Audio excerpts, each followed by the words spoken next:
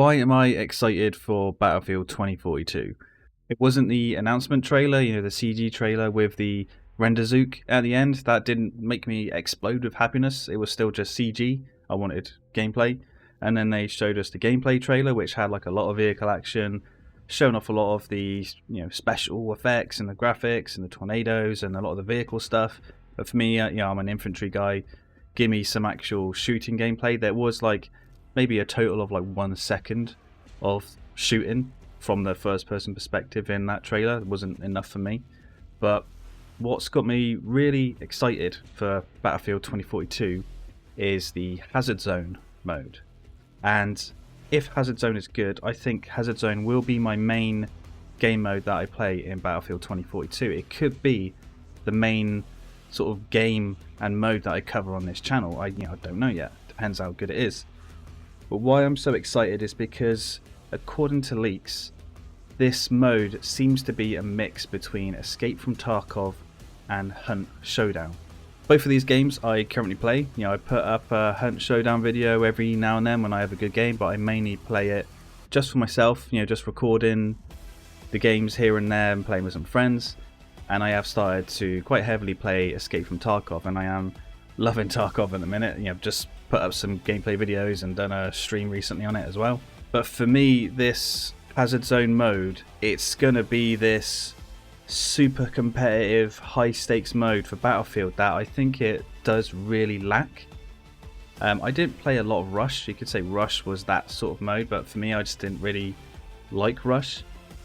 And Battlefield 5 had Firestorm, but Firestorm, it was released at an incredibly stupid time. It was released around the same time that Apex dropped, which was free to play. So, Firestorm didn't really get a chance, to be honest, because people had to buy Battlefield 5, which was a bit of a disappointment anyway.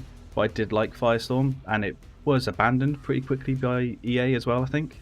When it comes to Conquest in Battlefield, when you win or lose a game, it quite often doesn't feel like a huge win or a crushing defeat when you compare it to something like a Battle Royale or, say, Extracting in Tarkov. When you lose a Battle Royale, it can feel terrible, especially if you get to like the top 10 or the 1v1 battle right at the end. And in Tarkov, extracting with like a ton of loot, finishing some tasks, feels so damn good. And just dying in Tarkov knowing that you're potentially losing all that equipment, it just sucks. It feels horrible. And that's what this mode in Battlefield could bring, that super competitive feeling, the big highs and the low lows. And when you look on Twitch at the most played games, these conquest style modes like Battlefield, Ground War and Call of Duty, games like Squad, Hell Let Loose, they don't really have any viewers at all. The top viewed games are, say, like your Battle Royales, because you have these huge hype moments and huge wins, or super competitive games like Counter-Strike, Valorant, where you can have these huge clutch moments which actually matter. If you have a clutch moment in Battlefield where you may like kill a few people and capture a point, it's like, who cares? You're going to move away from that objective and then someone's going to come in and capture it. It doesn't really matter.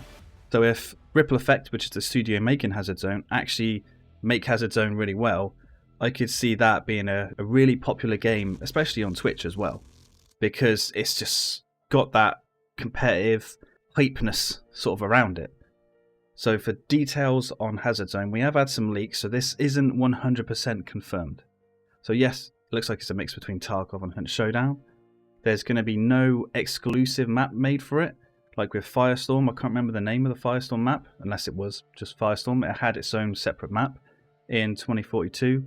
It's going to be available on potentially all the maps in the future, but at the moment the leaks seem to point to the orbital map only, which in the trailers is the one with the rocket taken off in the tropical area. I think it's really important that the devs do put this functionality for Hazard Zone into the other maps really quickly. They could stagger it out, because a lot of Battle Royale fans, they really want new maps. You can play a map over and over again, and you start to learn all the points of interest, the sort of angles around certain areas. You just want that new variation coming in. Hunt Showdown recently released a new map, and that map is awesome, but it did take them quite a long time to make that map. But with Hazard Zone, they could just put in this functionality to the other maps, and that'd be a good win for them. So the mode itself seems to be based around searching for intel around the map. You find this intel in data drives or in crashed satellites. And around the map you have certain points of interest where you can refill your ammo, get new equipment, call in one of those little robotic dogs that you've seen in the trailer as well.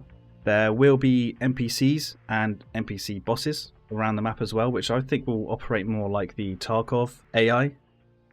I'm not sure if they're going to be as deadly as scavs and the bosses from Tarkov, but I think they will, or at least they should, put up a decent fight, otherwise they're going to be a bit pointless.